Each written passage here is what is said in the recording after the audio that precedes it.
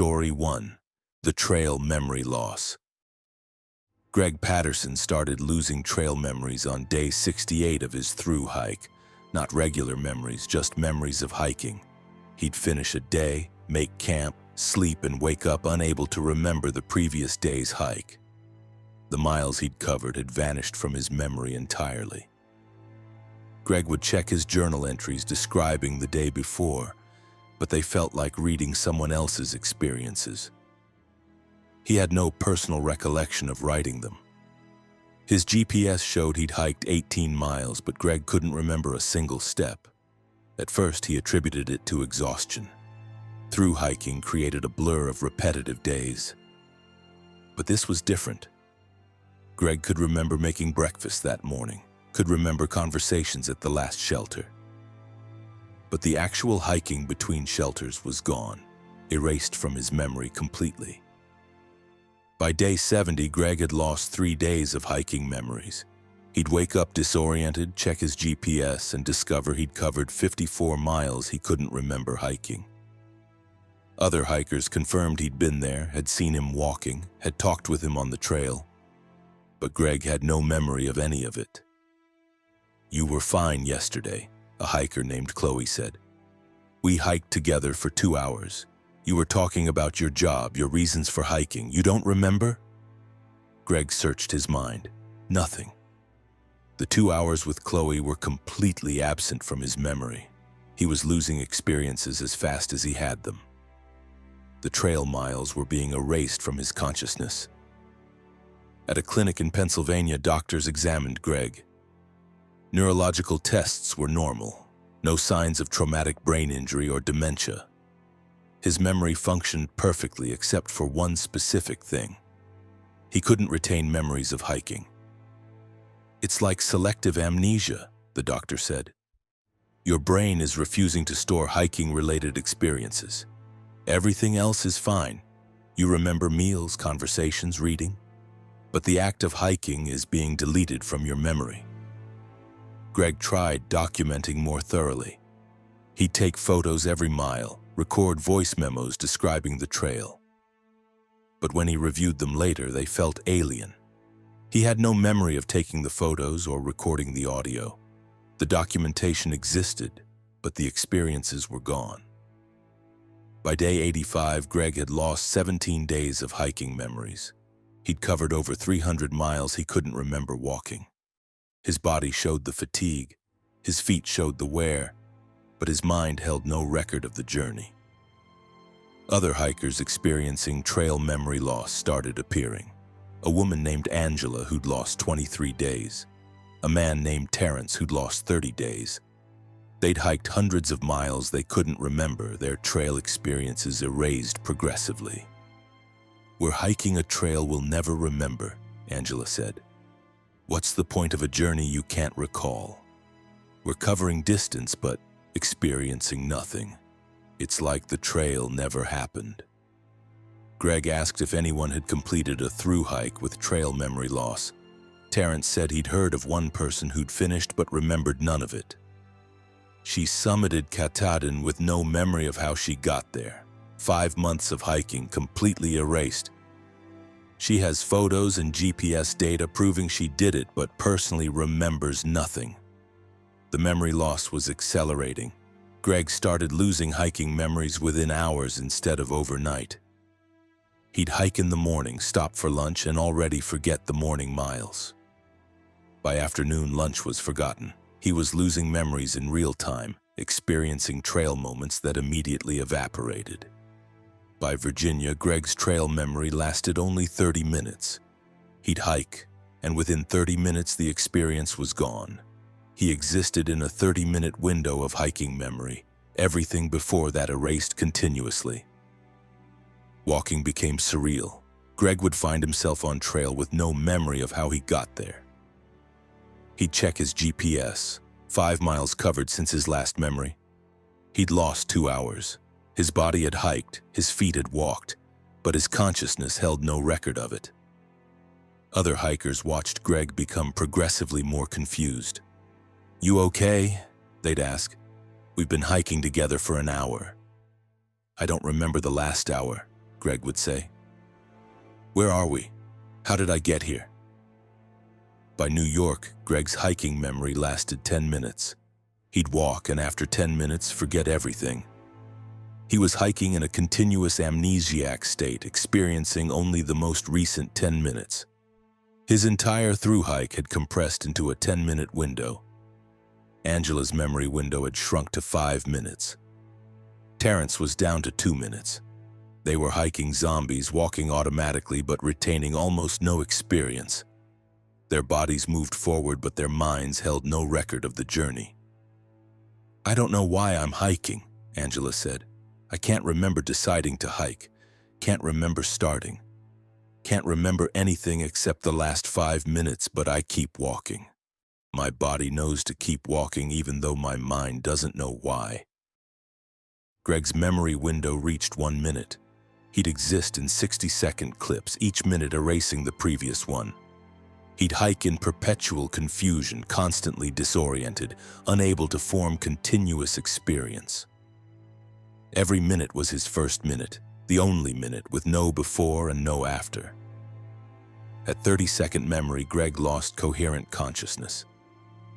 He couldn't think thoughts longer than 30 seconds, couldn't complete sentences because he'd forget how they started, couldn't recognize people because 30 seconds wasn't enough to form recognition.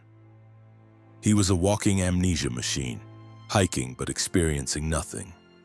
Other hikers tried to help, but Greg couldn't remember them long enough to understand help was being offered.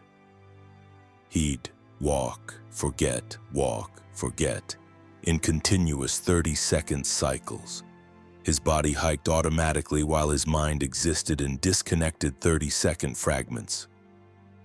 By Vermont, Greg's trail memory lasted 10 seconds.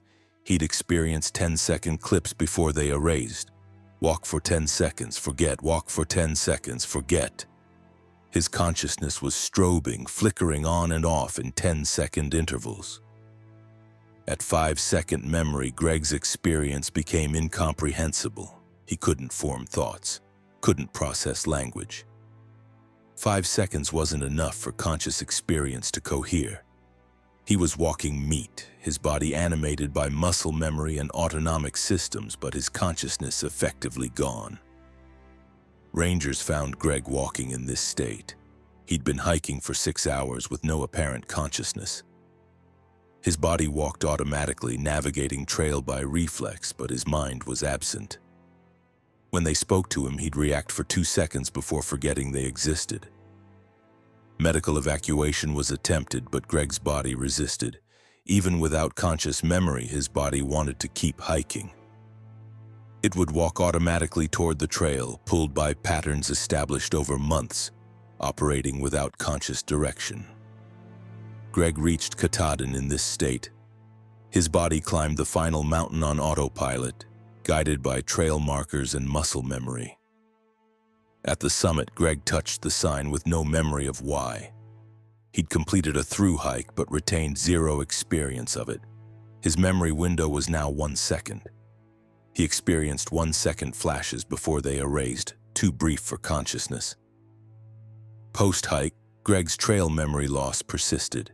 He couldn't remember anything about his 5-month thru-hike. Photos showed him at shelters, on ridges, in towns. His journal documented daily experiences.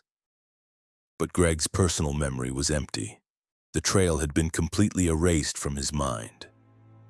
"Did I really hike 2,190 miles?" Greg would ask, looking at evidence. "I don't remember any of it, not one step. It's like it never happened." His body remembered.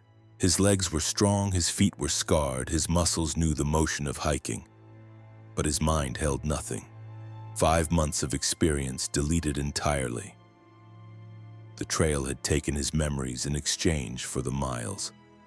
Other trail memory loss victims faced the same fate. Angela finished her hike with no memories. Terrence quit at mile 1,800, unable to continue without knowing why he was walking. All of them lost their trail experiences, hiking journeys that left no mental trace. Researchers studied the phenomenon. Brain scans showed unusual activity in memory centers. The act of hiking triggered some mechanism that prevented memory formation. The experiences happened but weren't stored. Hikers lived their journeys in real time but retained nothing.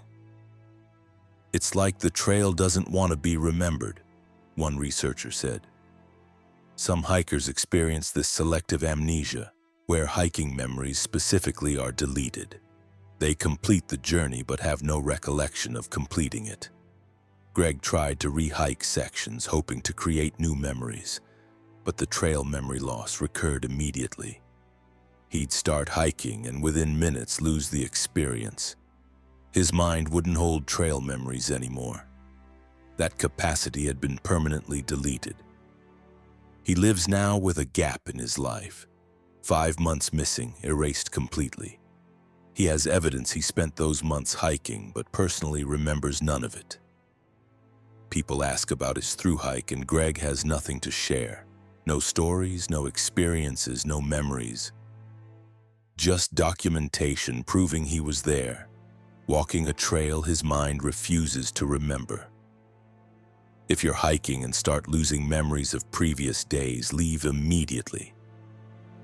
The trail memory loss progresses rapidly. You'll lose more days, then hours, then minutes. Eventually, you'll hike in perpetual amnesia, experiencing nothing, remembering nothing, walking automatically through a journey your mind won't retain.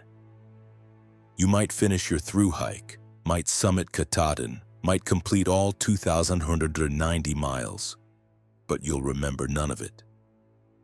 The trail will be erased from your consciousness, leaving only evidence you can't recall creating. Greg has photos of himself happy, exhausted, triumphant at various points along the trail. But the person in those photos is a stranger. He doesn't remember being that person. The trail took his memories and gave him nothing back but empty miles and documentation of experiences he never retained. Story 2. The Night Permanence. Lydia Brennan noticed the sun wasn't rising on day 54 of her thru-hike.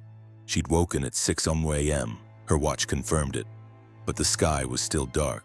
Not pre-dawn dark, middle of night dark. Lydia waited 30 minutes, no change. An hour, still dark. The sun wasn't coming. Other hikers at the shelter woke up, started cooking breakfast by headlamp. "Weird morning," a hiker named Justin said. "Sun's running late." But it was 7:30 a.m. now. The sun should have risen an hour ago. Lydia checked weather apps, astronomy apps. All confirmed sunrise at 6:22 a.m., but the sky remained pitch black with visible stars. It was night despite the clock insisting it was morning. "Maybe it's an eclipse," another hiker suggested. But eclipses didn't last hours, and the darkness was complete, not the eerie twilight of totality. This was regular night, persisting past sunrise. By 9 a.m., hikers admitted something was wrong. Full daylight should have arrived, but stars still shone overhead. The darkness was permanent. Morning had been canceled. Night would apparently continue indefinitely. Lydia and other hikers began hiking by headlamp. What else could they do? Wait for a sunrise that wasn't coming? They walked through night that should have been day, their small lights cutting through darkness that defied chronology. After 6 hours of hiking through nighttime that clocks insisted was afternoon, they reached a road crossing. Cars drove with headlights on, drivers confused by the eternal night. A police officer at the crossing explained that sunrise hadn't occurred anywhere in the region. "It's still night," the officer said. "Has been all day. Meteorologists can't explain it. The sun should have risen, but it's still dark. We're living through the longest night on record." Lydia checked national news. The phenomenon was local to a 200-mile radius around her position. Outside that area, day and night cycled normally, but within the affected zone, night had become permanent. The sun had failed to rise and showed no signs of ever rising again. Theories proliferated: atmospheric anomaly, localized time distortion, magnetic field disruption. But no explanation made sense. How could the sun shine everywhere except one specific region? How could night become permanent in a localized area while adjacent regions experienced normal day? Lydia continued hiking. What else could she do? The trail continued through the permanent night zone. She'd either hike through darkness or quit. She chose darkness, her headlamp becoming her permanent companion. By day 56, or rather by the calendar date that should have been day 56, Lydia had been in darkness for 48 hours. 2 full days with no sunrise. The sun existed, rose elsewhere in the world, but not here. This region was locked in eternal night. Other hikers adapted. They hiked with headlamps, navigated by starlight when clear, made camp based on clocks rather than darkness, since darkness was constant.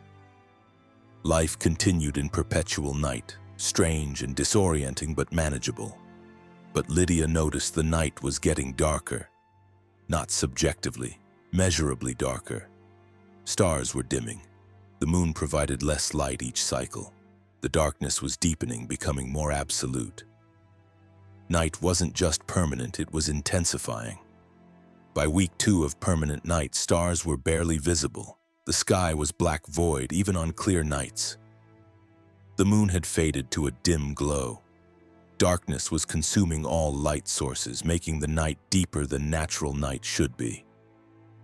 "It's like we're sinking into darkness," Justin said. He'd been hiking with Lydia through the permanent night zone. Not just lacking day, but experiencing deeper night. Progressing toward absolute darkness where no light exists at all.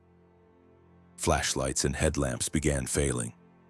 Not battery failure, the lights would shine but produce less illumination. The darkness absorbed light, made it less effective. A headlamp that should cast a bright beam would produce a weak glow. Darkness was overpowering artificial light sources. By week 3, Lydia's headlamp barely penetrated 5 feet. The darkness had become so absolute that even powerful lights couldn't overcome it. She'd shine her flashlight forward and see a dim circle just feet ahead. Beyond that, impenetrable black. Other hikers reported the same. "My headlamp feels like it's shining into a black hole," a hiker named Melissa said. "The light goes out but doesn't illuminate. The darkness swallows it." Stars had disappeared entirely. The moon was gone. The sky was featureless black, a void overhead. The only light came from artificial sources, and those were being progressively consumed by intensifying darkness. By week 4, Lydia could barely see her own hands. Even with a flashlight pointed directly at them, her hands were dim shapes. The darkness was becoming thicker, more substantial, as if transforming from absence of light into presence of dark. "Darkness is becoming matter," Justin theorized. "Not just lack of photons, but actual dark matter filling the space. We're inside a zone where darkness is manifesting as a physical substance." Hiking became nearly impossible. Lydia would walk with her headlamp on maximum brightness and see only a faint glow inches from her face. The trail was invisible. She navigated by feel, by following the person ahead, by memory and GPS. Vision had become useless. By week 5, Lydia's headlamp produced no visible light. She'd turn it on, feel it warm up, but see nothing. The darkness was total. No light source could overcome it. She existed in absolute black, the kind of darkness caves had at depth. But this was outdoors under a sky that should have contained celestial objects. Other hikers had quit, unable to navigate in complete darkness. But Lydia continued. She'd come too far to turn back. She hiked blind, using trekking poles to feel the trail, following GPS audio cues, existing in total darkness. The darkness began affecting other senses. Sound became muffled, as if the darkness absorbed audio. Lydia would call out to Justin hiking ahead and hear her voice die within feet. The darkness was becoming sensory deprivation, not just visual but auditory. By week 6, Lydia lost touch with other hikers. In complete darkness with muffled sound, coordination was impossible. She hiked alone through absolute black, following GPS coordinates, feeling her way forward, existing in isolation created by impenetrable darkness. The darkness started affecting thought. Lydia's mind would wander, lose focus, drift. The absolute sensory deprivation was causing cognitive changes. Without visual or auditory input, her brain was malfunctioning, creating hallucinations, imagining sensations that didn't exist. By week 7, Lydia wasn't sure if she was still hiking or if she was stationary and imagining movement. The darkness was so complete, her sensory input so absent that reality became uncertain. Was she walking? Was the ground moving under her feet, or was she standing still, her mind generating the illusion of progress? GPS became her only anchor to reality. The coordinates changed, proving she was moving. But Lydia couldn't trust her senses. In the absolute darkness, with sound gone, with touch becoming uncertain, she relied entirely on GPS to confirm she existed and was progressing. By week 8, Lydia emerged from the permanent night zone. She crossed into a region where the sun rose normally. Daylight blazed painfully after 8 weeks of absolute darkness. Lydia collapsed, overwhelmed by sensation after weeks of sensory void. Medical examination showed severe sensory deprivation effects. Lydia's vision was damaged from extended darkness. Her eyes had adapted to zero light and now struggled with normal illumination. Her hearing was impaired. Her sense of touch was distorted. 8 weeks in intensifying darkness had damaged her sensory systems. Lydia couldn't tolerate normal light. Daylight was painfully bright, overwhelming her dark-adapted eyes. She wore blackout goggles, existing in artificial darkness because natural light had become unbearable. Other hikers who'd crossed the permanent night zone reported similar effects.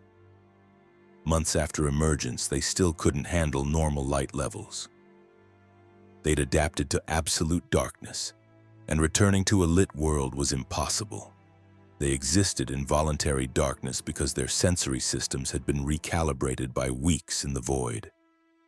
The permanent night zone still exists, a 200-mile stretch of the Appalachian Trail where the sun never rises. Hikers who enter experience progressive darkening until absolute darkness where no light source functions. Some navigate through it using GPS and blindness techniques. Most quit, unable to hike in complete sensory deprivation. Lydia completed her thru hike but lives in darkness now. 8 weeks in the permanent night zone destroyed her ability to tolerate light. She inhabits darkened rooms, wears blackout goggles outdoors, exists in voluntary night because the darkness changed her fundamentally. If you're hiking and the sun doesn't rise, turn back immediately. The permanent night zone isn't just absence of day, it's progressive darkness that intensifies until absolute black. Light sources stop working, sound becomes muffled, your senses shut down one by one. You'll exist in total sensory void, navigating blind, unsure if you're moving or stationary, your mind creating hallucinations to fill the empty input. You might emerge like Lydia did, but you'll be changed. You'll be adapted to darkness, unable to return to the lit world. You'll live in voluntary night forever because 8 weeks in absolute darkness transformed you into a creature that can't survive in light. Story 3. The flesh softening. Marcus Kim noticed his skin felt softer on day 71 of his thru hike, not smoother in a healthy way. Softer as in less firm, like his skin was losing structural integrity. When he pressed his finger into his forearm, it left an indentation that took minutes to rebound. At first, Marcus thought this was edema from excessive hiking, fluid retention in tissues, but the softening continued. By day 73, his skin felt like soft clay.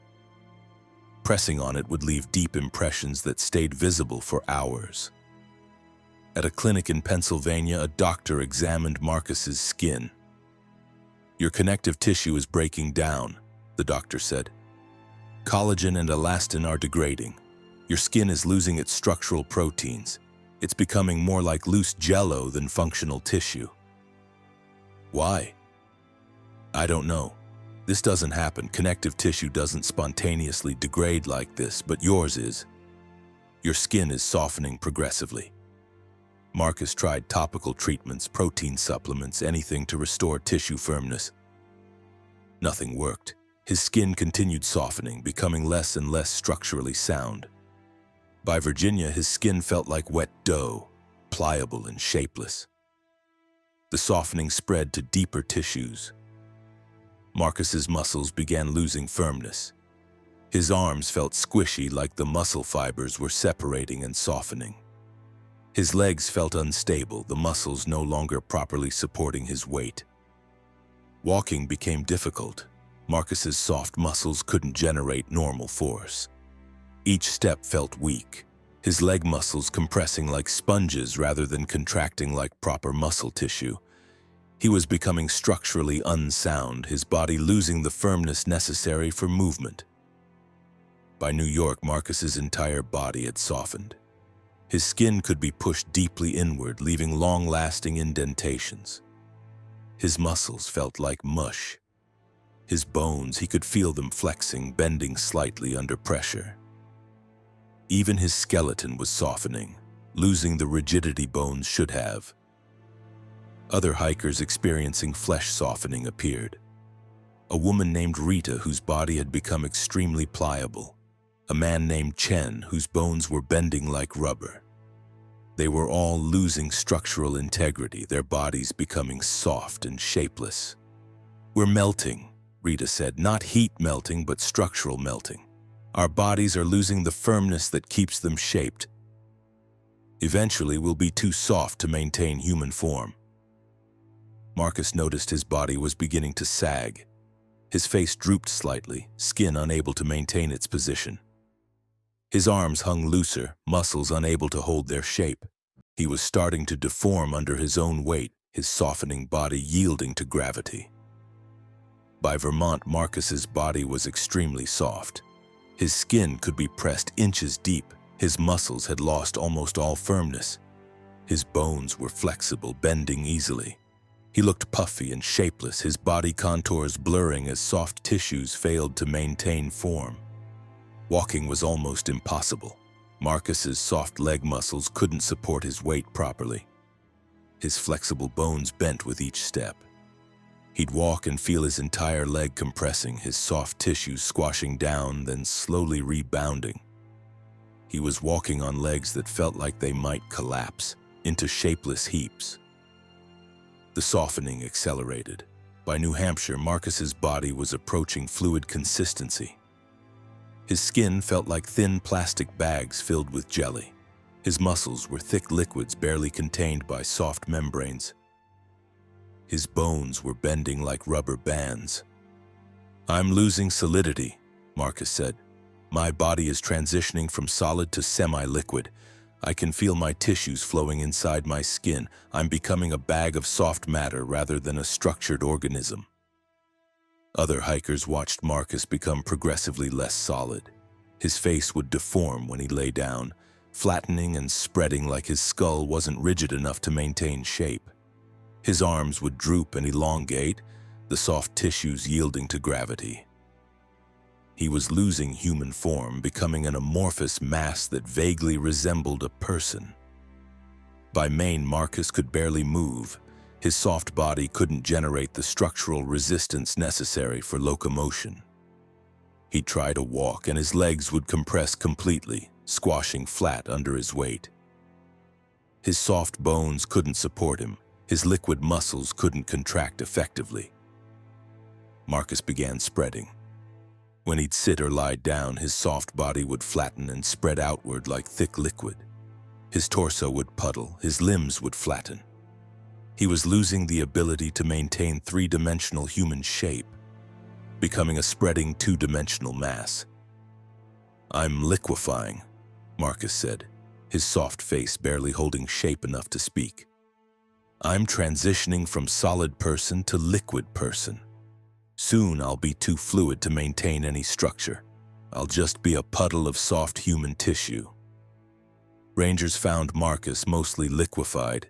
His body had spread across several square feet of ground, a shallow puddle of soft tissue that was still somehow alive and conscious. His face was barely recognizable, features flattened and distorted. His bones were visible through his translucent soft skin, bent and twisted, providing no structural support. "I can't move," Marcus said, his voice gurgling from his flattened throat. "I'm too soft. I'm just lying here, spreading. I can feel my body flowing outward, getting thinner. Eventually, I'll be a stain on the ground, spread too thin to be called a person anymore." Medical teams attempted to contain Marcus's spreading body, but he was too soft. Any container would allow him to flow through gaps. His body had become essentially liquid, held together only by his skin, which was itself weakening. Over the following week, Marcus continued spreading. His body became a thin layer covering dozens of square feet. His consciousness persisted somehow, distributed through the thin layer of liquefied tissue. He could sense pressure across his entire spread area but couldn't move or reshape himself. "I'm still here," Marcus would say when researchers pressed communication devices to his spread tissue. "I'm just flat. I'm a puddle of person.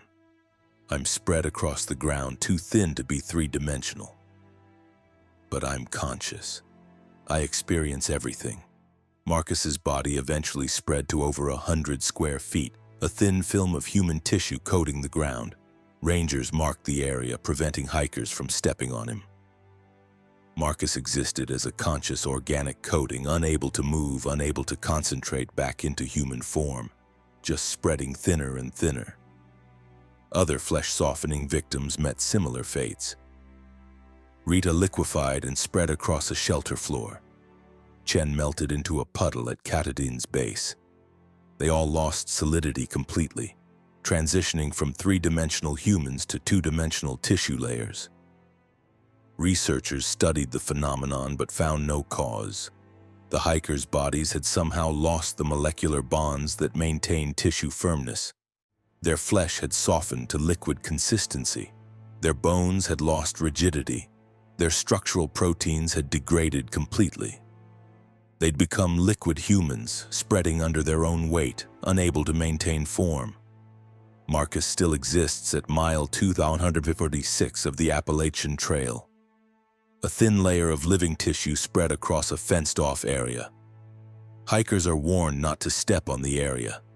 Marcus can sense footsteps, can communicate through pressure-sensitive devices, but can't reshape himself. He's a permanent puddle, a liquid human spread impossibly thin, conscious but formless. If your skin starts softening, if pressing it leaves deep, lasting indentations, leave the trail immediately. The flesh softening progresses rapidly. Your tissues will lose firmness, your bones will lose rigidity. Your body will lose the structural integrity that keeps it shaped. You'll become soft, then mushy, then liquid. You'll puddle and spread, flattening under your own weight. Eventually, you'll be a thin layer of living tissue coating the ground, conscious but unable to move, unable to reshape, just a puddle of person spread so thin you're barely three-dimensional. Marcus went from solid hiker to liquid stain in 6 weeks. He's still there, still alive, still conscious, but he's not a person anymore. He's a flat biological film spread across 50 square feet of trail, unable to ever be solid again. Story 4. The backward digestion. Nicole Stanton started digesting backwards on day 62. She'd eat food and it would remain in her stomach for hours, unprocessed. Then instead of moving through her intestines, the food would come back up into her mouth, fully undigested, exactly as she'd swallowed it. The first time it happened, Nicole thought she was vomiting. But the food came up without nausea, without the gagging reflex. It simply traveled backward through her esophagus and reappeared in her mouth whole and unchanged. A bite of granola bar she'd eaten 3 hours earlier returned intact, as if time had reversed for that piece of food. Nicole tried eating again. Same result. Food would go down, remain unchanged in her stomach, then travel backward up her esophagus and return to her mouth. Her digestive system was running in reverse. At a medical facility in Virginia, doctors were baffled. X-rays showed Nicole's stomach and intestines were anatomically normal, but functionally, they were operating backwards. Peristalsis, the muscular contractions that moved food through the digestive tract, was reversed. Instead of pushing food down, the contractions pushed food up. Your digestive system has reversed direction, a gastroenterologist explained. Food goes in, sits in your stomach unprocessed, then comes back up. Your body isn't extracting nutrients, you're essentially not eating. The food makes a round trip and comes back unchanged. Nicole asked how she'd survive without digesting food. The doctor had no answer. By every measure, Nicole should be starving. She hadn't successfully digested anything in 3 days. But she felt fine, not hungry, not weak. Her body was somehow functioning without food processing. Over the next week, Nicole's backward digestion became more extreme. Food wouldn't even reach her stomach anymore. She'd swallow and immediately feel it traveling back up. Within seconds, the food would return to her mouth. Her digestive system was rejecting everything in reverse. Then the process extended further back. Nicole would chew food, and before she could swallow, the food would unchew itself. The masticated pieces would reassemble into whole food. She'd take a bite of an apple, chew it, and the apple pieces would reform into an intact apple slice in her mouth. "My digestion is reversing past eating," Nicole said. "It's not just rejecting food, it's uneating it. Food is reconstructing itself in my mouth." By Pennsylvania, the backward digestion had progressed beyond Nicole's mouth. She'd approach food and it would start reconstructing before she touched it. A sandwich she was about to eat would reverse assemble, ingredients separating and reconfiguring into original components. Bread would unbake, meat would uncook, vegetables would unslice. Other hikers watched food reverse itself in Nicole's presence. "I was making dinner," a hiker named Kevin said. "Nicole walked near and my ramen started uncooking. The noodles reformed into dried noodles, the water separated out, the seasoning undissolved. My meal reversed back to ingredients." Nicole had become a digestion reversal field. Any food near her would begin reversing through its preparation process. Cooked food would uncook. Processed food would unprocess. Grown food would ungrow. The backward digestion had extended beyond her body into the environment. By New York, food within 10 feet of Nicole would reverse. Hikers couldn't eat near her. Any prepared meal would deconstruct into raw ingredients, then further reverse into components. Bread would unbake into flour, water, and yeast. Vegetables would unharvest into seeds. Meat would unbutcher into living tissue. "I'm a digestion reversal zone," Nicole said. "Food can't exist in processed form near me. Everything reverses to more primitive states. I can't eat because food won't stay eaten. And nobody else can eat near me because I reverse their food too." The reversal field expanded. 15 feet, 20 feet, 30 feet. Nicole had to stay far from shelters and camping areas because her presence would reverse everyone's meals. She was a walking zone of culinary undoing. The reversal affected more than food. Nicole's own body began reversing. She'd gain weight and it would reverse away. Muscle she'd built hiking would undevelop, tan lines would untan. Her body was undergoing reversal, deconstructing itself just like food in her vicinity deconstructed. By Vermont, Nicole's body had reversed to her pre-hike state. The 70 pounds of hiking she'd done had unhappened to her body. Her muscles were preconditioning soft. Her cardiovascular fitness had unimproved. Her feet had no calluses. Her body existed as if she'd never hiked. despite being on day 90 of a thru-hike. The reversal continued backward in time. Nicole's body began looking younger. Wrinkles she'd developed in her 30s unformed. Gray hairs turned dark, scars from years ago unhealed, wounds opening briefly before reversing back to unwounded states. Her body was aging backward, reversing through her personal timeline. "I'm getting younger," Nicole said. "The reversal isn't stopping at my hike start. It's going back through my entire life. I'm reverse aging." By New Hampshire, Nicole looked 25 years old, though she was 38. Her body had reversed 13 years. She'd unlived more than a decade, her body returning to younger configurations. Memories of those 13 years remained, but her physical self had reversed past them. Other hikers experiencing backward digestion reported similar reverse aging. A man named Paolo who'd reversed 20 years. A woman named Denise who'd reversed 30 years.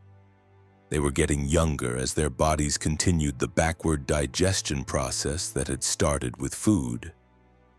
"We're being unlived," Paolo said. "The reversal that started with digestion is spreading to all biological processes. We're reversing through our lifespans. Eventually we'll reverse back to birth, then unbirth into nothing."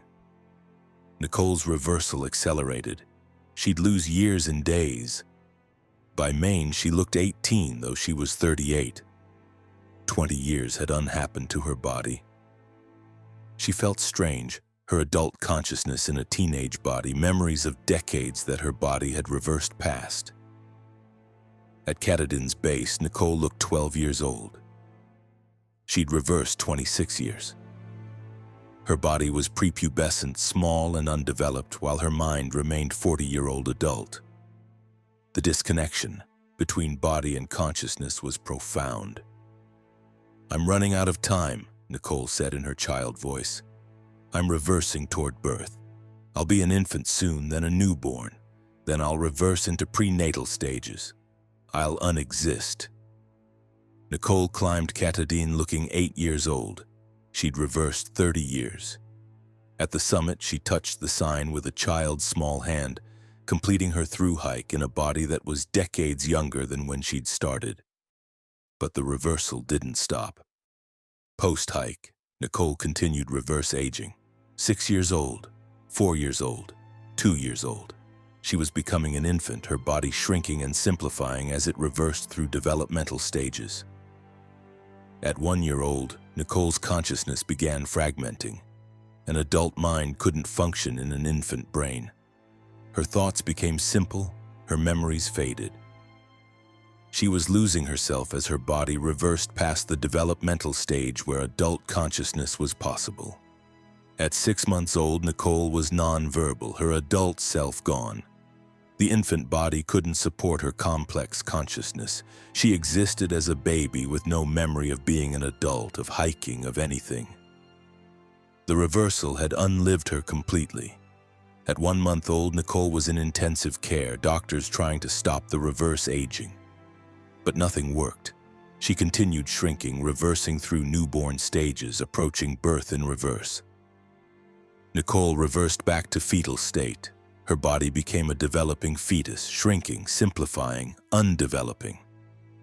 Doctors watched in horror as a fetus that had been born 40 years ago reversed past birth, becoming progressively less developed. Nicole undeveloped back to embryo, then blastocyst, then zygote. She reversed through conception in reverse, her cells separating, unfertilization occurring. She ceased to exist as an individual, her body reversing past the moment she'd been conceived, unhappening completely.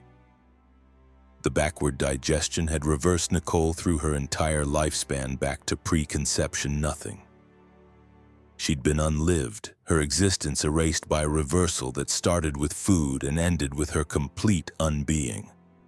Other backward digestion victims face the same fate. They reverse age until they reach conception in reverse and unexist. Paolo disappeared at age -7, his body reversing past his birth into non-existence. Denise vanished at age -12. They were all unlived by the reversal, erased from existence backward through time. If food starts coming back up undigested, if meals begin reversing in your presence, leave the trail immediately. The backward digestion spreads beyond food to all biological processes. You'll start reverse aging, getting younger, losing years of life. Eventually, you'll reverse past birth, become a fetus, embryo, zygote, and finally unexist completely. Nicole started day 62 as a 38-year-old woman. By day 120, she'd reversed into non-existence. The backward digestion unlived her entirely, reversing her past conception into the nothing she came from. She doesn't exist anymore. She was unborn, unconceived, completely erased by reversal that started with a granola bar coming back up and ended with her complete unbeing. Story 5. The Parallel Hiker. James Wolfe started seeing himself ahead on day 79, not someone who looked like him, actually himself. Same clothes, same pack, same exact appearance. Walking about 50 yards ahead on the trail, James called out. The figure ahead didn't respond. James hiked faster, trying to catch up. But the parallel hiker maintained the same distance, staying exactly 50 yards ahead no matter how fast James walked. At a shelter, James asked other hikers if they'd seen someone who looked exactly like him hiking ahead. A hiker named Dana nodded. "Yeah, I saw him. I assumed you were doing sections and I'd seen you earlier. But now I realize I saw you ahead before you actually arrived." James's parallel hiker was himself from the future. 50 yards ahead was himself 50 yards of hiking in the future. He was seeing his own upcoming self, walking the trail he hadn't walked yet. Over the next few days, the parallel hiker remained constant. Always 50 yards ahead, always exactly James, always unreachable. James would hike all day and never close the distance. His future self stayed perpetually ahead. By Pennsylvania, James started seeing multiple parallel hikers, not just one future self, but several. At 50 yards ahead was himself from 50 yards in the future.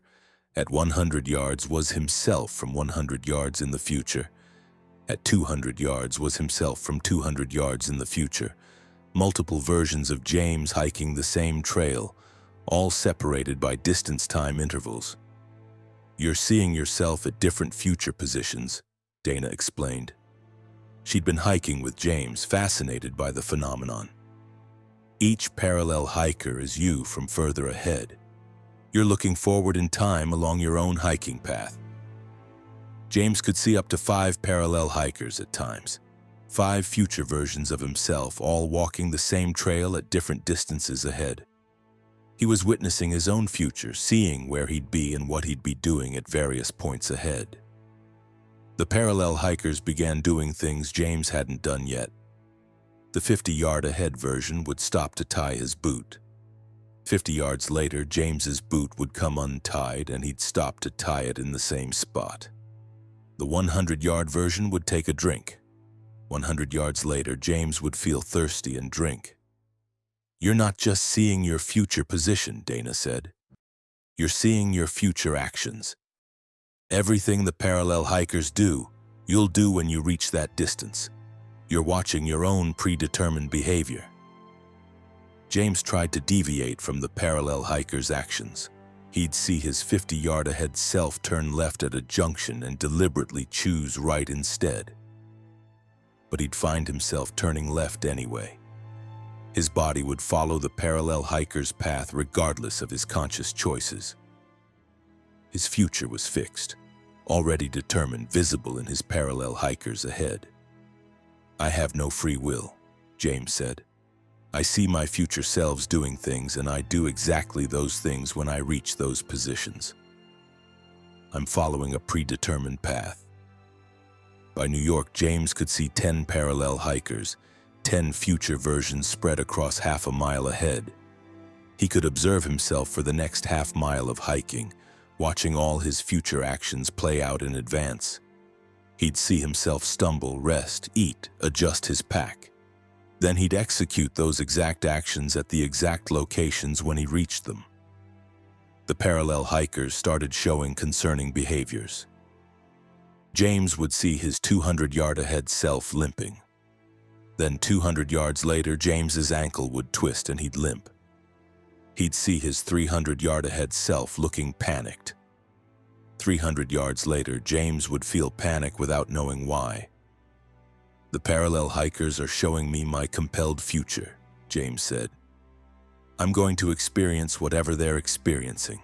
I have no control. I'm watching my future unfold and I'm powerless to change it." James saw his half-mile-ahead parallel hiker fall, just collapse on the trail. James watched for 30 minutes as the distant version of himself lay motionless. Then James started hiking that direction, knowing that in half a mile he'd fall exactly like his parallel hiker had. He tried to prevent it. Hiked carefully, watched his footing.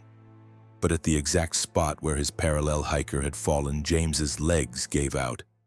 He collapsed, unable to stop himself. The future was immutable. What the parallel hiker experienced, James experienced when he reached that position. By Vermont, James's furthest parallel hiker was 1 mile ahead. James could observe himself 1 mile into his future, and what he saw was disturbing. The 1 mile ahead James was walking off trail into the forest, disappearing from view. "I'm going to leave the trail," James said, watching his distant future self vanish into the woods. "In 1 mile, I'll walk off the trail and disappear.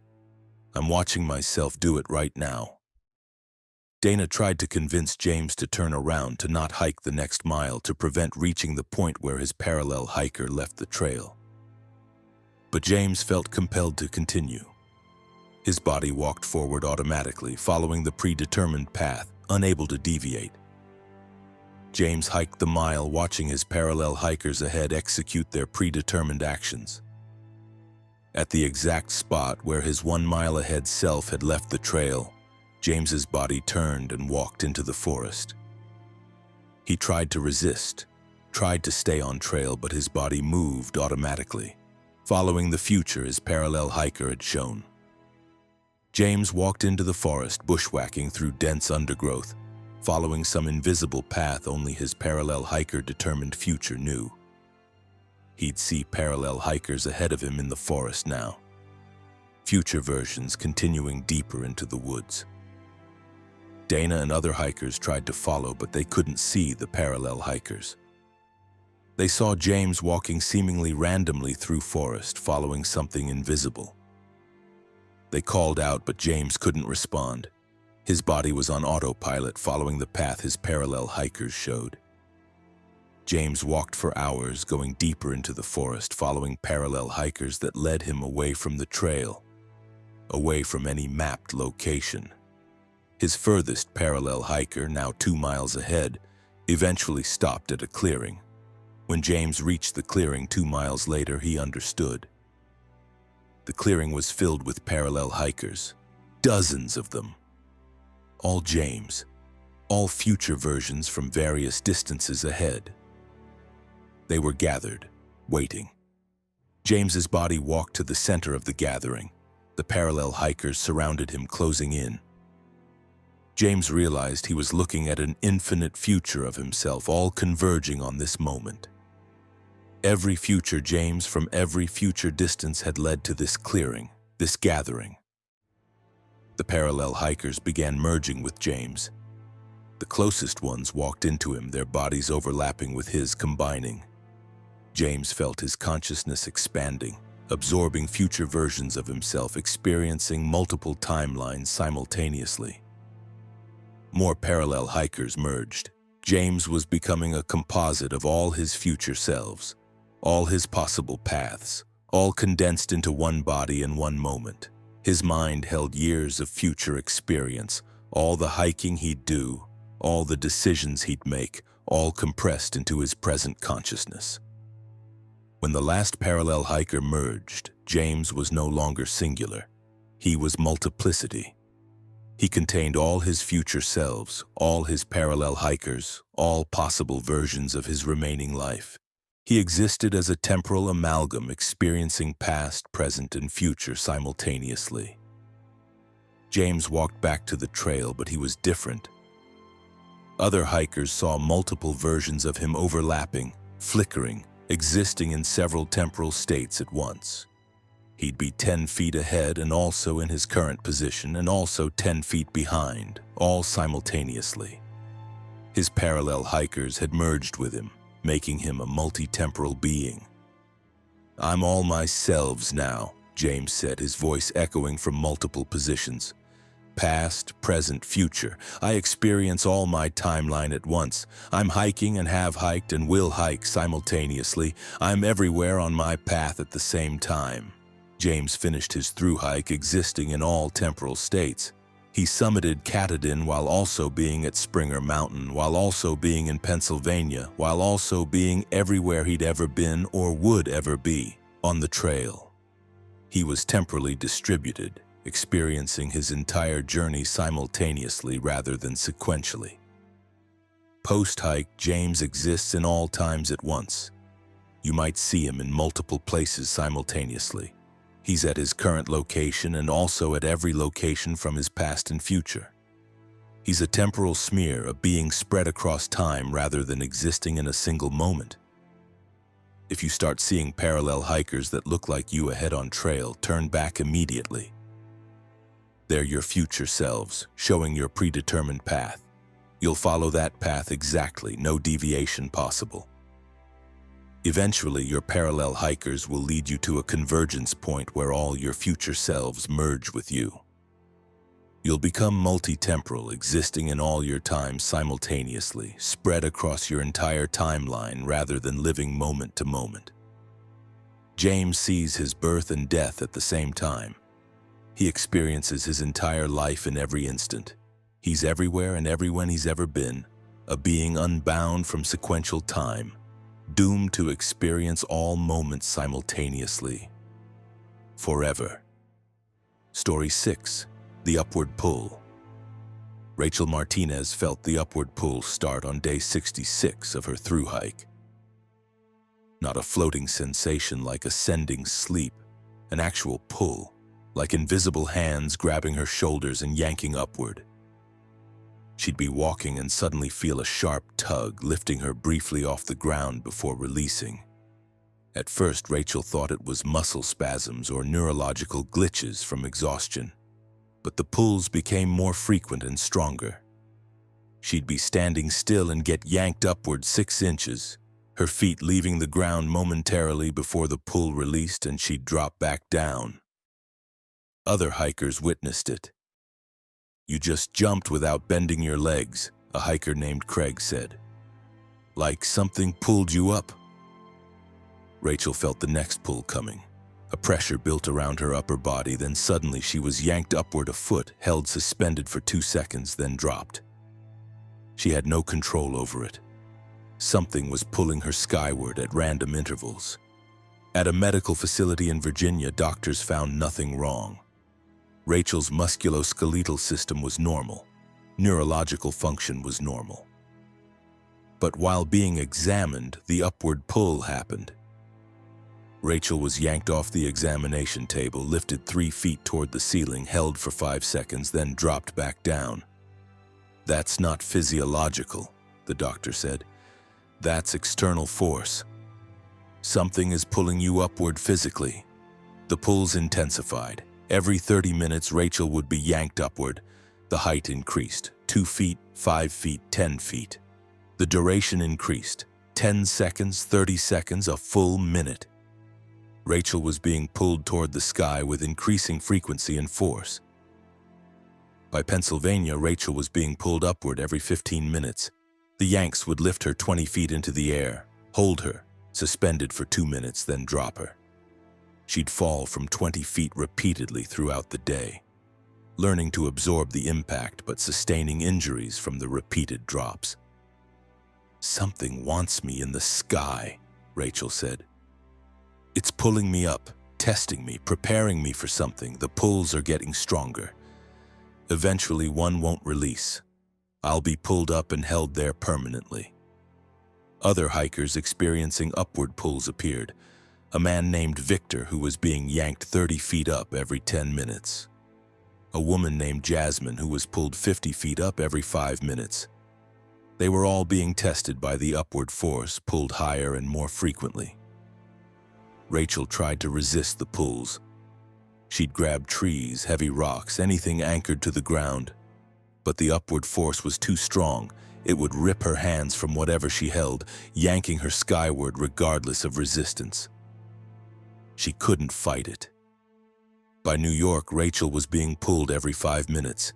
The yanks lifted her 60 feet into the air, held her for 5 minutes, then dropped her.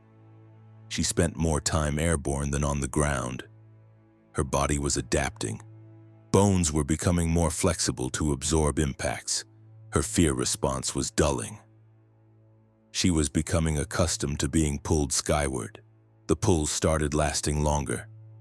10-minute suspensions, 15-minute suspensions. Rachel would be yanked up and held at 100 feet for 15 minutes, dangling in mid-air, the invisible force supporting her weight. Then she'd drop, crashing through tree branches, hitting the ground hard. "I'm being conditioned," Rachel said after a particularly long suspension. "The force is teaching my body to be airborne, preparing me for permanent flight or permanent suspension. One of these pulls won't release me." By Vermont, Rachel was suspended more than grounded. The pulls would lift her 150 feet and hold her for 30 minutes. She'd be pulled up, held high, dropped, immediately pulled up again. She existed in a cycle of aerial suspension and violent falls, her body broken and healing repeatedly. Other upward pull victims were being conditioned similarly. Victor was being held at 200 feet for hour-long suspensions. Jasmine was pulled to 300 feet and held for 2 hours. They were all spending increasing time airborne, their bodies adapting to exist without ground contact. Rachel's bones began hollowing. X-rays showed her skeleton was becoming lighter, bones developing hollow cores like bird bones. Her muscles were becoming lean and cable-like, optimized for suspension rather than ground movement. Her body was being restructured for permanent aerial existence. By New Hampshire, Rachel was being held aloft for 6-hour stretches. She'd be pulled up at dawn, held suspended at 400 feet until afternoon, dropped briefly, then pulled back up. She was learning to exist in the air, her hollow bones and cable muscles allowing her to hang, suspended without injury. The upward force began pulling during sleep. Rachel would wake up suspended 500 feet in the air, having been pulled up while unconscious. She'd hang there for hours, unable to descend, waiting for the force to release her. Sleep became terrifying. She never knew if she'd wake up on the ground or hundreds of feet in the sky. Other hikers reported seeing Rachel and other upward pull victims dangling in the air at various heights. "They look like puppets on invisible strings," a hiker named Melissa said. "Hanging in the sky, moving slightly in the wind, unable to come down." By Maine, Rachel was rarely on the ground. The upward pull had become nearly constant. She'd be released for brief minutes, drop to the ground, then immediately be yanked back up. She spent 95% of her time suspended at heights ranging from 300 to 700 feet, her hollow-boned body hanging in the air. Rachel reached Katahdin while suspended. She was held at 600 feet directly above the summit. She could see the terminus sign below but couldn't reach it. The upward force held her perpetually aloft, her feet unable to touch the ground. Her thru-hike technically incomplete because she couldn't physically summit. "I can see Katahdin," Rachel called down to hikers at the summit. "I'm right above it, but I can't come down. The pull won't release me anymore. I'm permanently suspended." Rangers attempted rescue with helicopter, but getting close to Rachel caused the upward force to affect the aircraft. The helicopter was pulled upward violently, forcing the pilot to retreat. Rachel was unreachable, held by forces that affected anything that approached. Rachel has been suspended above Katahdin for 8 months now. She hangs at 600 feet, her hollow-boned body adapted to permanent suspension. She can't descend. The upward pull is now constant and total. She exists in the air, supported by invisible forces, unable to ever touch the ground again. Other upward pull victims are similarly suspended. Victor hangs at 800 feet above a section of trail in Vermont.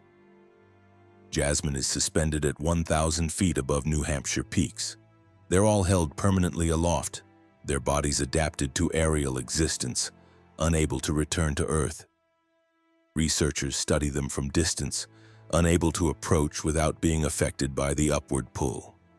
The suspended hikers are alive and conscious, their bodies metabolizing at reduced rates, sustained somehow by the forces that hold them.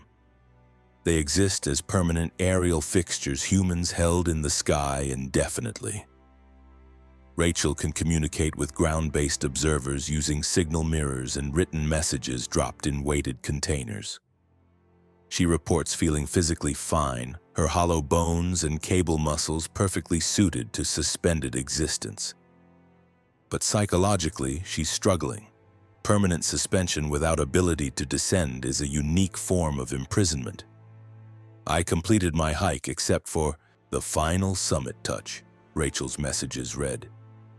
"I'm 20 feet above completion but separated by an infinite distance. I can see hikers summit and descend. I watch hundreds of finishers while I hang here, unable to join them, unable to descend, held permanently by the pull. If you feel upward pulls, if invisible forces yank you skyward, leave the trail immediately. The pulls intensify and become more frequent. Your body will adapt, bones hollowing, muscles restructuring, preparing you for permanent aerial suspension. Eventually, the pull won't release. You'll be yanked up and held there forever, suspended hundreds or thousands of feet in the air, unable to descend, existing as a permanent aerial fixture." Rachel hangs above Katahdin, 20 feet from completion, separated by forces she can't overcome. She sees the finish line daily but will never touch it. She's suspended in eternal almost completion, held in the sky by the upward pull that won't ever let her down. Story 7. The Terrain Inversion. Ethan Brooks was hiking uphill when he noticed gravity felt wrong. Not weaker or stronger, wrong directionally. The uphill felt like downhill. His body sensed downward slope even though his eyes saw upward slope. The terrain and gravity had become misaligned. At first, Ethan thought it was spatial disorientation from fatigue, but when he stopped and stood still, the sensation persisted. His inner ear insisted he was standing on a downslope, tilted forward. His eyes saw flat ground. His body and vision were reporting contradictory terrain information. "Do you feel that?" Ethan asked a hiker named Sophia. "Does this section feel downhill?" Sophia looked confused. "We're going uphill. Pretty steep climb, actually." But Ethan felt the opposite. His body experienced strong downhill slope, gravity pulling him forward and down. He had to lean backward to maintain balance on what his body interpreted as steep decline. His eyes showed uphill, his body felt downhill. The disconnect was profound. By Pennsylvania, the terrain inversion was complete and consistent. Every uphill felt like downhill to Ethan's body. Every downhill felt like uphill. His gravitational sense had inverted relative to visual terrain. He'd see ascending trail and feel descending slope, see descending trail and feel ascending slope. Hiking became extremely difficult. Ethan would climb a mountain feeling like he was descending into a valley. His body would lean and move for downhill while his eyes showed uphill. The contradiction between sensory systems made every step confusing and exhausting. Other hikers watched Ethan struggle. "Why are you leaning backward going downhill?" Sophia asked. "You're going to fall over backwards." "It feels like uphill to me," Ethan said. "My body thinks I'm climbing, so I'm leaning forward to climb, even though visually I'm descending." At a medical facility, doctors tested Ethan's vestibular system. His inner ear function was normal. His visual processing was normal. But somehow the two systems were inverted relative to each other. His inner ear reported terrain opposite to what his eyes saw. "It's like your gravitational sense is flipped," a neurologist said. "Your body experiences inverted terrain compared to visual reality. Your brain is receiving contradictory information and can't reconcile it." The inversion worsened. Flat ground began feeling like vertical walls to Ethan. He'd walk on level trail and feel like he was climbing a 90-degree vertical surface. His body would press against the wall, hands grasping for holds, legs pushing upward, even though he was walking on flat horizontal ground. By New York, Ethan's terrain inversion was extreme. Level ground felt vertical, gentle slopes felt like overhangs, steep climbs felt like walking on ceilings. His gravitational sense had become completely disconnected from visual reality, creating impossible terrain experiences. Ethan would crawl on flat trail, his body convinced he was climbing a cliff face. He'd press himself against the ground as if it were a wall, moving slowly and carefully while other hikers walked past him normally. From his perspective, they were walking on vertical surfaces impossibly defying gravity. Other hikers experiencing terrain inversion appeared. A man named Leo whose downhills felt upside down. A woman named Kira who experienced all terrain as 180-degree inverted. They were all hiking through gravitational realities that contradicted visual terrain. "We're experiencing impossible geology," Leo said. "The terrain our bodies feel doesn't match the terrain our eyes see. We're hiking through two different landscapes simultaneously, the visual one and the gravitational one." Ethan's inversion began affecting his sense of up and down. He'd look at the sky and feel it was below him. He'd look at the ground and feel it was above him. His entire spatial orientation had inverted. Up felt down felt up, and terrain had become impossible to navigate. By Vermont, Ethan couldn't stand upright anymore. His body insisted up was down, so standing felt like hanging upside down. He'd fall over repeatedly, his inner ear screaming that he was inverted, his body trying to right itself relative to his inverted gravitational sense. Ethan began walking on his hands and knees, his body's compromised between contradictory sensory inputs. Crawling was the only stable position when up felt down and down felt up. He'd crawl along the trail, other hikers stepping around him, existing in a gravitational reality others couldn't perceive. The inversion became total. Ethan's body experienced complete spatial reversal. What others called up, Ethan's body felt as down. What others called forward, Ethan felt as backward. His entire spatial reference frame had inverted, making him a reversed being in normal space. By New Hampshire, Ethan couldn't orient himself at all. His inverted spatial sense made navigation impossible. He tried to move forward and move backward, try to climb and descend, try to stand and fall. His body existed in inverted space, unable to function in normal spatial orientation. Other hikers tried to help, but guidance was impossible. Telling Ethan to go up made his body go down. Telling him to turn right made him turn left. His inverted spatial sense reversed all directional information, making him unable to follow instructions. Ethan reached a point where movement in normal space became impossible. His inverted gravity sense was so extreme that he couldn't navigate terrain others walked easily. He'd try to walk forward on flat ground and find himself moving in incomprehensible directions, his inverted spatial sense making normal movement impossible. Rangers found Ethan crawling in circles, unable to progress. His inverted spatial orientation had trapped him. He couldn't move forward because forward felt like backward, couldn't climb because up felt like down. He was spatially paralyzed, his inverted senses making normal movement impossible. Medical teams tried to help Ethan adapt. They created inverted visual displays, screens showing upside-down reverse terrain to match his inverted body sense. Ethan wore VR goggles displaying inverted reality, allowing his visual input to match his gravitational sense. With inverted visuals, Ethan could move again. What his goggles showed as uphill matched what his body felt as uphill.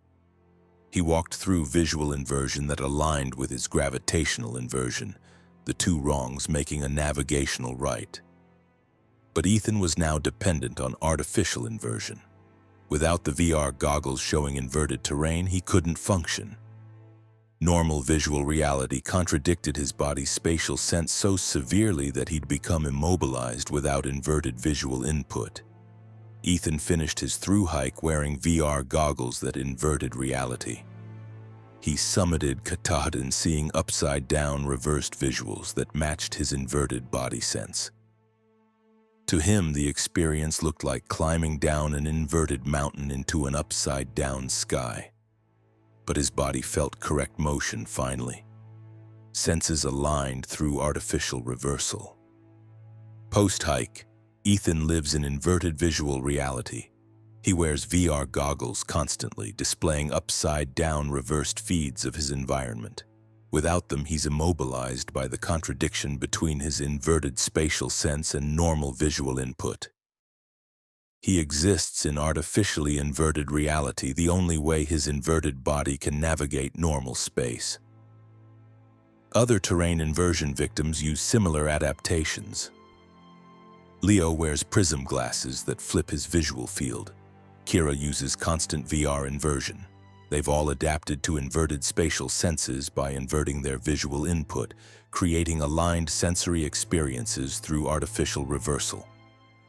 Terrain starts feeling inverted. If uphills feel like downhills and flat ground feels vertical, leave the trail immediately. The terrain inversion progresses until your entire spatial sense is reversed. Up becomes down, down becomes up, forward becomes backward. You'll be unable to navigate normal space without artificial inversion of your visual input. You'll need to see reality upside down and reversed to match your inverted body sense. Ethan walks through his house wearing VR goggles showing inverted views. The only way his reversed spatial sense can navigate normal environment. He lives in permanent visual inversion, his world upside down and reversed, because his body's sense of terrain inverted completely and permanently on the trail. Story 8. The sound following. Miranda Chen started hearing footsteps behind her on day 73. Not unusual on a hiking trail, but these footsteps matched hers exactly. When she stepped, they stepped. When she stopped, they stopped. When she walked faster, they walked faster, maintaining the same rhythm and distance. Miranda turned around. No one was there. But the footsteps continued, always right behind her, always perfectly synchronized with her own steps. She was hearing phantom footsteps matching her movement exactly. At first, Miranda thought it was acoustic echo, her own footsteps bouncing back from terrain. But the phantom footsteps had a different quality. They weren't echoes. They were separate footsteps, slightly behind hers, as if someone was following close behind, matching her pace perfectly. Other hikers confirmed no one was behind Miranda. "You're hiking alone," a hiker named Derek said. "There's nobody following you." But Miranda heard them clearly. Each of her steps produced a phantom step right behind.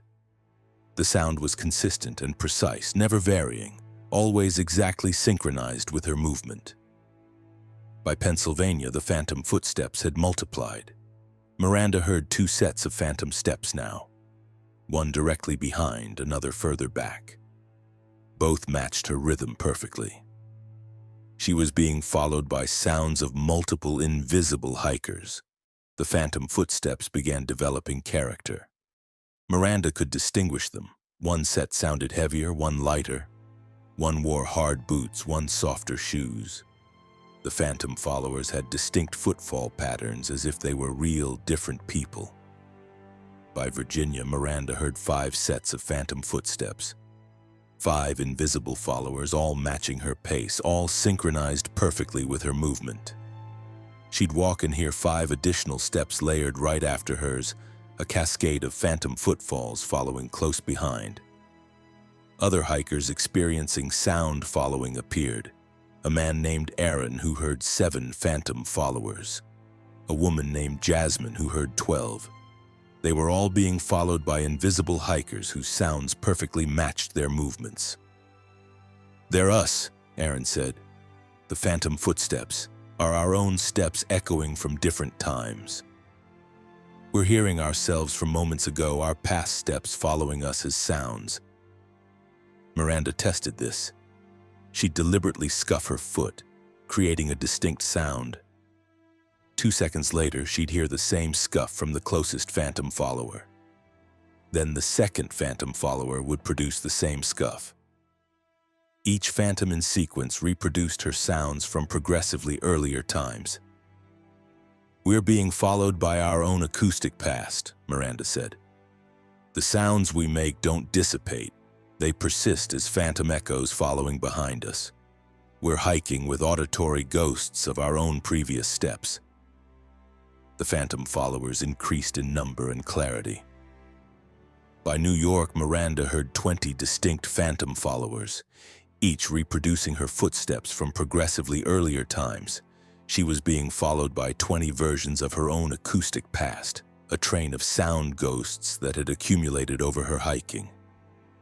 The phantom followers started making other sounds. Miranda would cough and 20 phantom coughs would follow. She'd clear her throat, and 20 phantom throat clears would echo behind her. Every sound she made was reproduced by the phantom followers in sequence.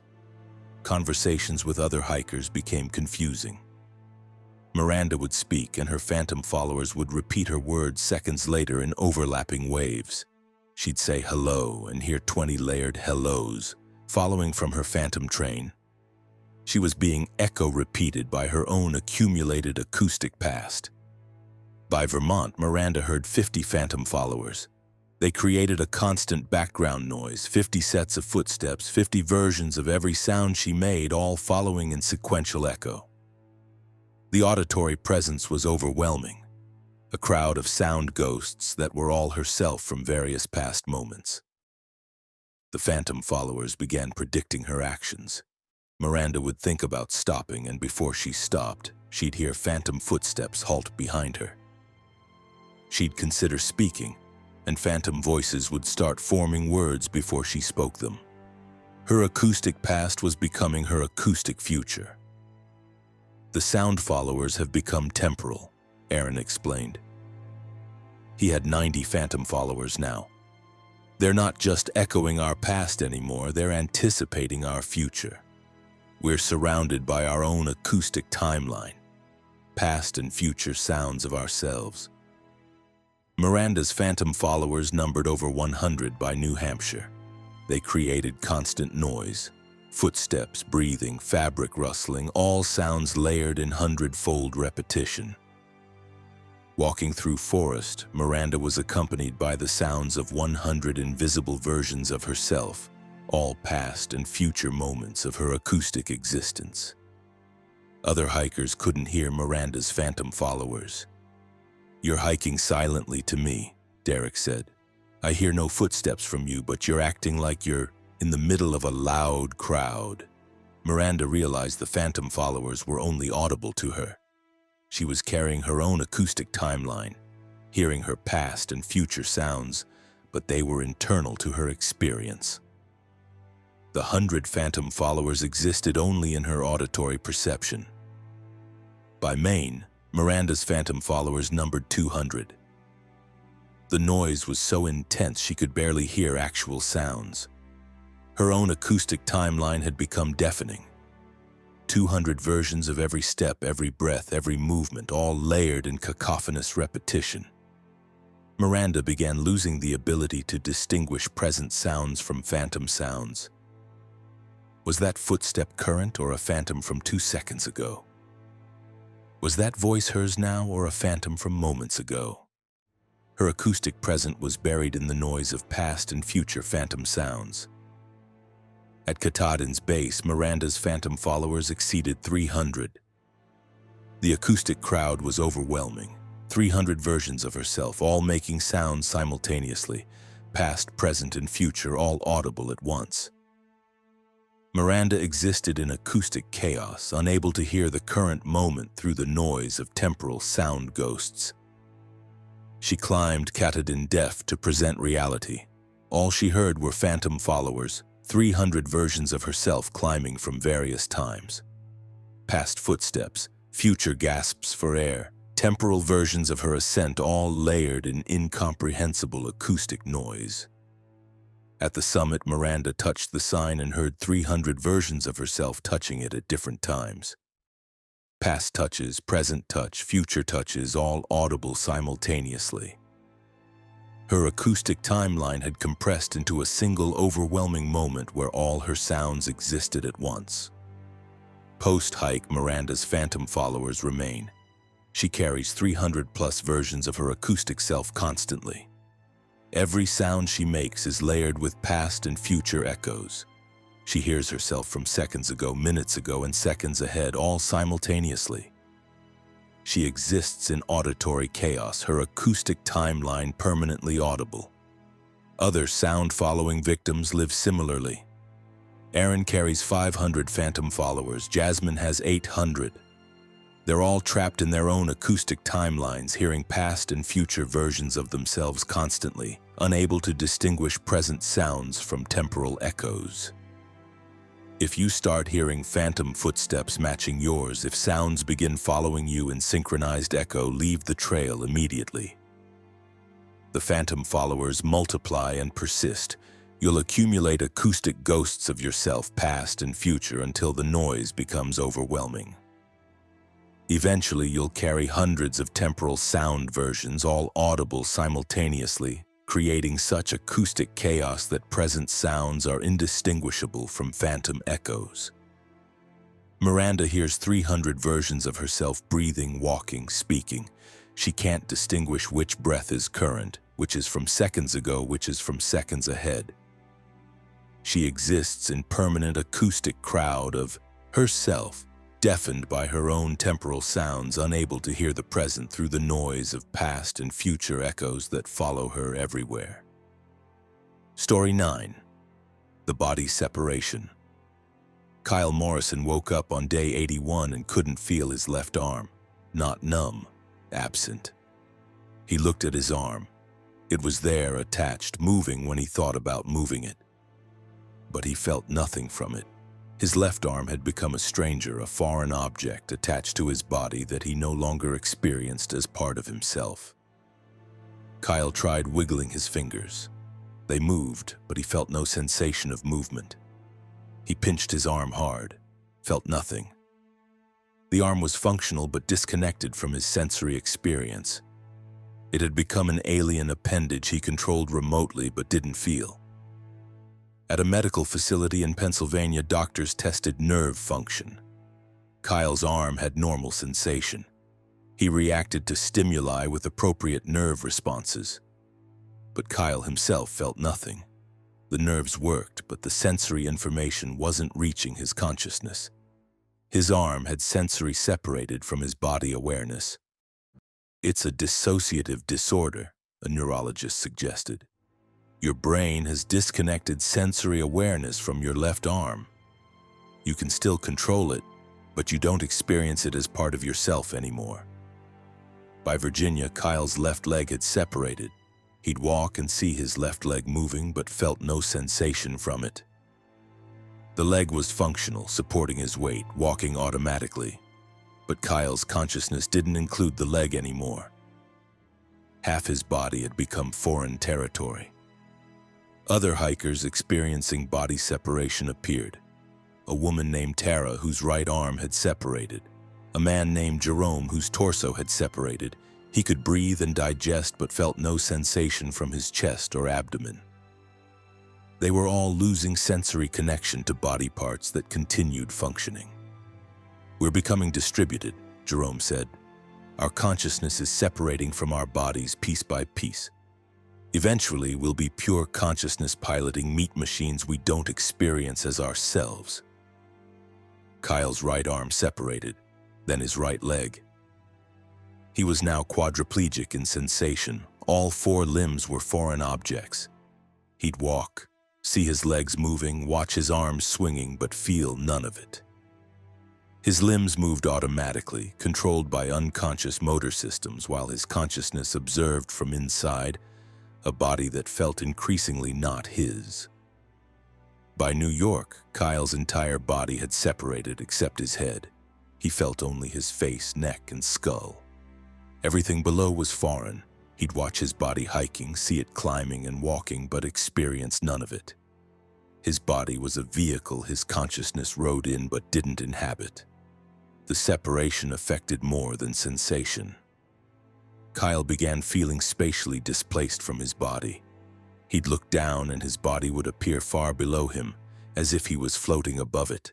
His consciousness was separating not just sensorially but spatially from his physical form. Other separated hikers described similar displacement. Tara felt like she was 3 feet behind her body following it.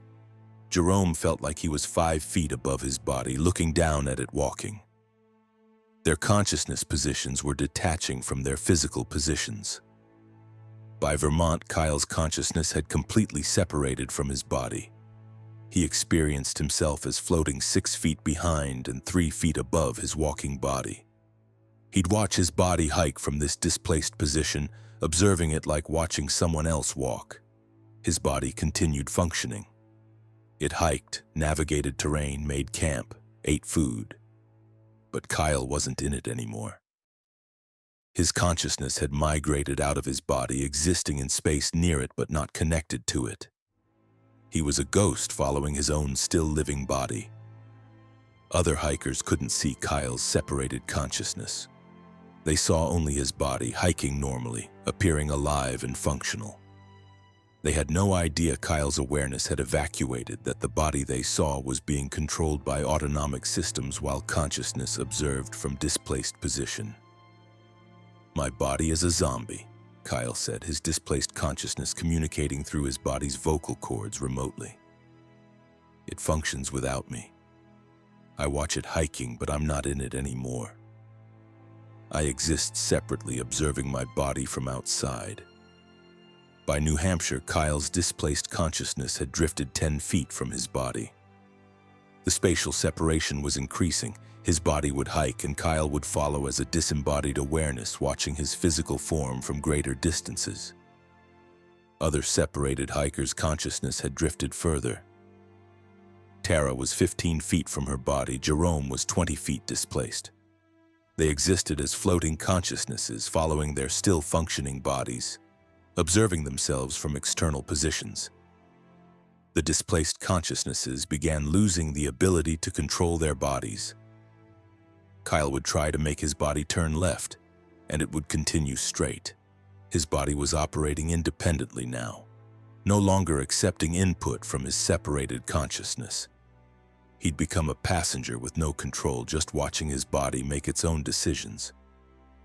"We're witnessing our bodies live without us," Tara said, her displaced consciousness communicating difficulty. "They're autonomous now. They hike, eat, sleep, make decisions. We just follow and watch. We're ghosts observing our own animated corpses." Kyle's body reached Catoctin without him. His displaced consciousness followed 30 feet behind, watching his body climb the final mountain. At the summit, his body touched the sign while Kyle's consciousness observed from displaced position. His body completed the thru-hike while Kyle watched from outside. Post-hike, Kyle's displaced consciousness drifted further from his body. 50 feet. 100 feet. The distance increased daily. His body went home, resumed normal life, got a job, interacted with people. Kyle's consciousness followed from increasing distances, observing his body live a life he no longer inhabited. "My body is living without me," Kyle reports through elaborate communication systems. His body speaks words his displaced consciousness provides, but the connection is tenuous. I watch it work, socialize, exist, but I'm not in it.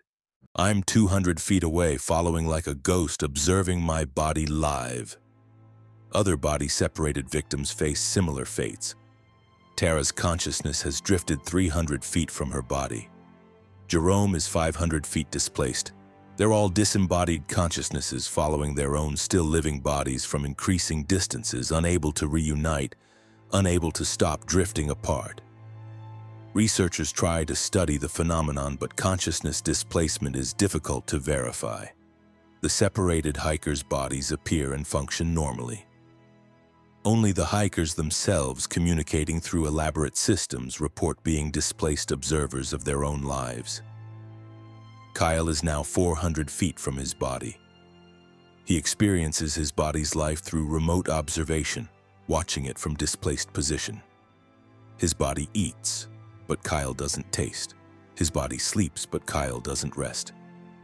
His body lives while Kyle observes from outside, a separated consciousness drifting progressively further from the physical form that was once him. If body parts start feeling foreign, if you lose sensory connection to limbs that still move, leave the trail immediately. The body separation progresses from loss of sensation to loss of spatial connection. Your consciousness will displace from your body, drifting to external positions. You'll watch your body function from outside, observing it hike and live while you exist as disembodied awareness. Eventually, you'll drift so far from your body you can barely see it.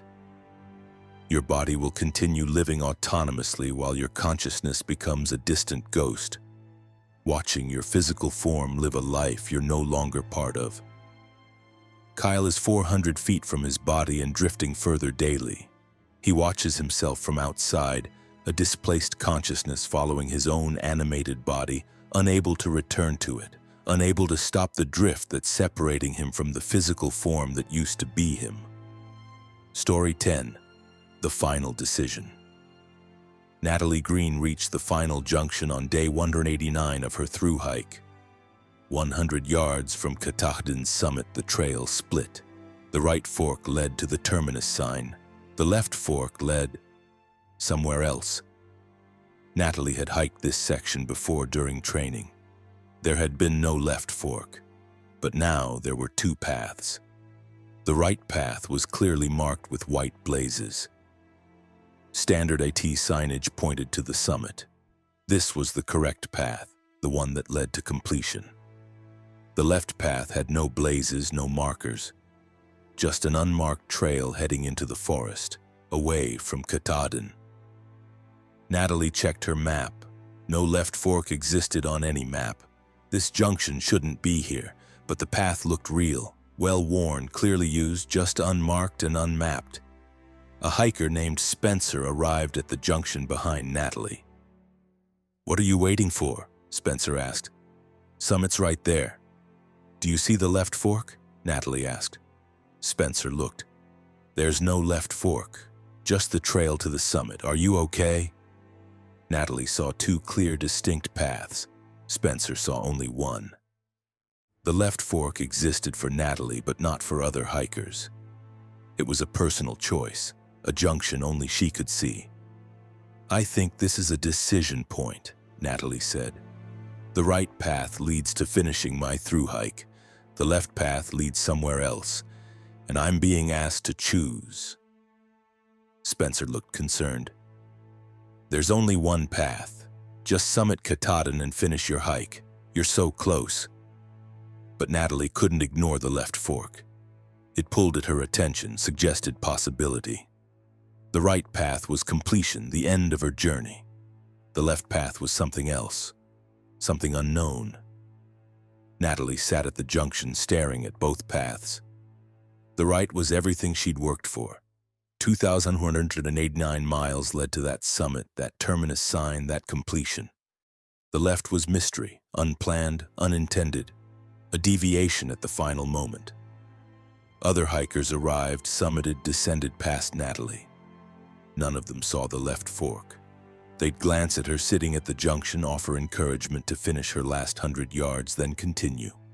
For them, there was no choice. There was only the trail to the summit. But Natalie saw the choice clearly. Right or left, complete or deviate, finish or explore. The junction demanded decision. A voice came from the left path, faint, barely audible. "Come see what you're missing." Natalie walked 10 feet down the left path. The voice grew clearer. "Every hiker faces this junction. Most can't see it. A few see it and choose right, completing their hikes. Almost no one chooses left." "What's down this path?" Natalie called. "The trail you didn't hike, the decisions you didn't make, the alternate life you could have lived. Choose left and you'll see everything you sacrificed for this hike." Natalie walked back to the junction.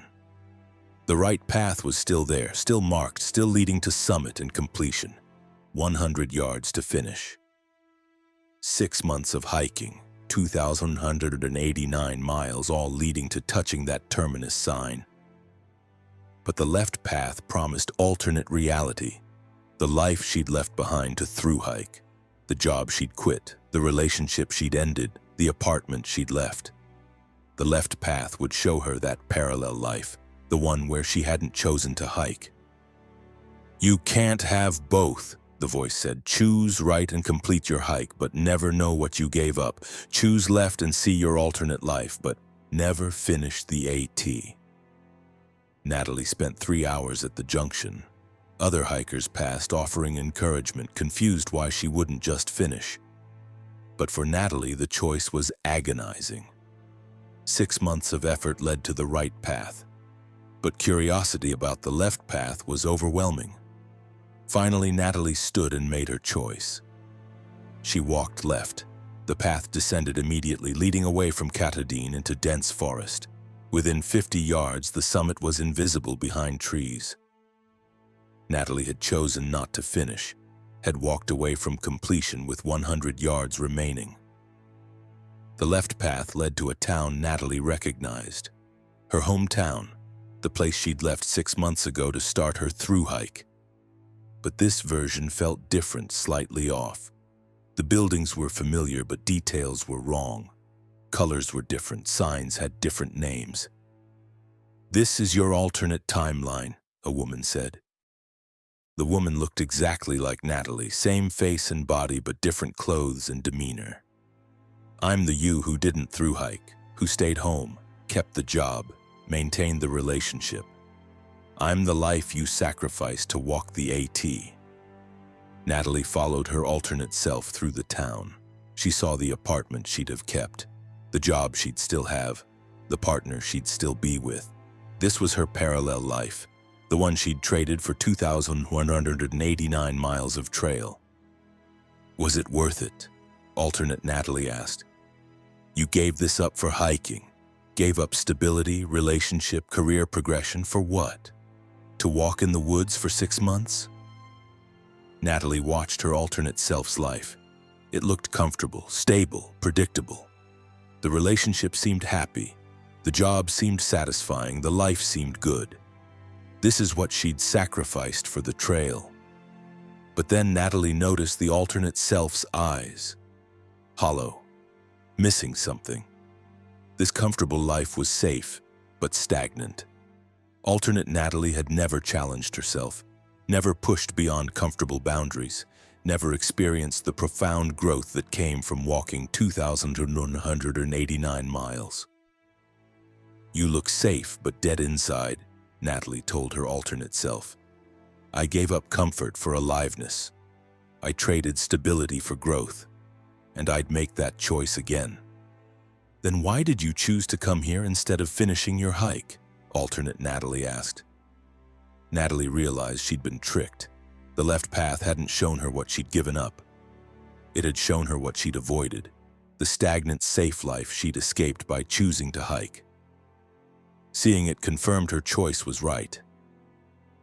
"I needed to see this to know finishing the hike was the right decision," Natalie said. "Thank you for showing me." Natalie turned and walked back up the left path. It led her back to the junction. The right path was still there, still marked, still leading to the summit 100 yards away, but now there was a third path. straight ahead, unmarked, leading into different forest. And a voice from that direction. Come see the life you'll have after you finish. Natalie looked at 3 paths, right to summit and complete her current journey. Left to revisit her pre-hike life. She'd already explored that. Straight to see her post-hike future. Every junction offers choice, the voice said. You can complete what you started, revisit what you left, or glimpse what comes next. But you can only choose one, and choosing anything other than right means never finishing your through hike. Natalie understood the trap. She could spend eternity exploring alternate paths, seeing parallel lives and possible futures. But only the right path led to completion. Everything else was distraction, temptation to abandon her goal. She looked at the summit 100 yards away. 6 months of hiking led there. 2,189 miles led there. Every difficult day, every painful climb, every moment of doubt, all of it led to that terminus sign 100 yards away. Natalie chose right. She walked the final 100 yards, dismissing the alternate paths, ignoring the voices offering to show her other possibilities. She climbed to Katahdin's summit and touched the sign, completing her through hike. At the moment of completion, Natalie looked back. The junction was gone. No left path, no straight path. Just the single trail she'd walked. The choice had existed only at the final moment, tempting her to abandon completion when she was closest to achieving it. The final junction appears to every thru-hiker, an old hiker at the summit explained. Most people don't see it. They're too focused on finishing to notice alternate paths. But a few see it, and some choose to explore instead of complete. They walk alternate paths, see parallel lives, and never finish their through hike. What happens to them? Natalie asked. They're still out there, walking infinite alternate paths, exploring every possible version of their lives. They're 100 yards from Katahdin, but they'll never summit. They chose exploration over completion. They're forever almost finishers, trapped at the final junction, unable to choose the simple path to the summit because they're too fascinated by alternatives. Natalie learned that dozens of hikers were stuck at the final junction. They'd reached 100 yards from Katahdin, seen the alternate paths, chosen to explore, and never returned. They existed in alternate realities, experiencing parallel lives they'd given up or futures they might have, unable to complete their through hikes because they'd chosen to see possibilities instead of touch the terminus sign. If you reach Katahdin and see unmarked alternate paths at the final junction, ignore them. They're temptations, distractions offering to show you lives you didn't live and futures you might experience. But choosing them means never finishing. You'll explore infinite possibilities, see every alternate version of yourself, experience parallel timelines. But you'll never summit. You'll be forever 100 yards from completion, trapped in exploration of alternatives, unable to choose the simple path to the terminus. Some hikers have been at the final junction for years, exploring endless alternate paths, seeing infinite possibilities. They're 100 yards from finishing, but might as well be 2,190 miles away. They chose to explore rather than complete, and now they're trapped in the final decision, forever almost done but never actually finishing.